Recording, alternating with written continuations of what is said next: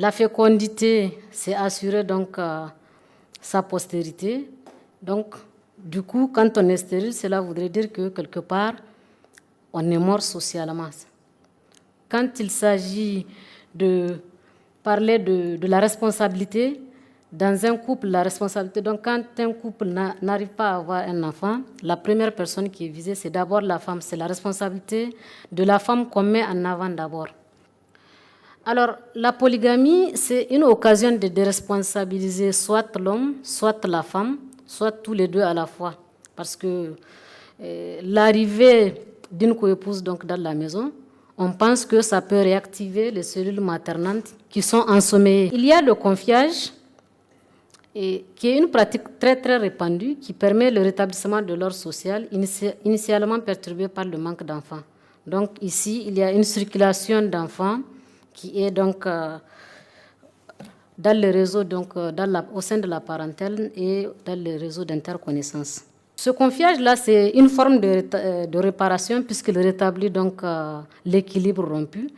C'est une solution d'attente à l'absence d'enfant. Donc on prend chez soi un enfant en espérant soi-même, parce que tout à l'heure je vous parlais des cellules donc, maternantes qui peuvent donc s'endormir. Peut-être que la présence d'enfants aussi peut aider à réveiller ces cellules maternantes-là.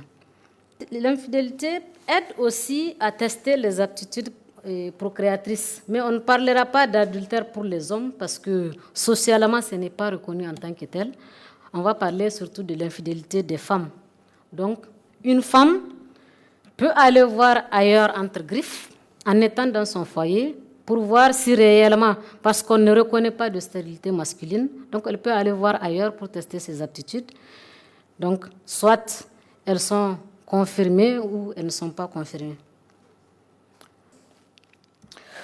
Par rapport à la prise en charge donc, de la stérilité, donc, surtout sur le parcours thérapeutique, je n'ai pas parlé tout à l'heure de la prise en charge donc, médicale, mais il y a une utilisation accrue et abusive des inducteurs de fertilité qui accroissent le risque de cancer du sein et donc de mortalité. À ma connaissance, jusqu'ici, en dehors de la plastie tubaire et la prescription des inducteurs de fidélité, il n'y a pas d'autre forme de prise en charge de la stérilité dans les centres de soins en Niamey. Peut-être qu'il y a eu une évolution depuis. La multiplication des grossesses gémellaires, justement, du fait de ces inducteurs de fertilité, pour des primipares qui sont souvent âgés, expose les femmes au décès.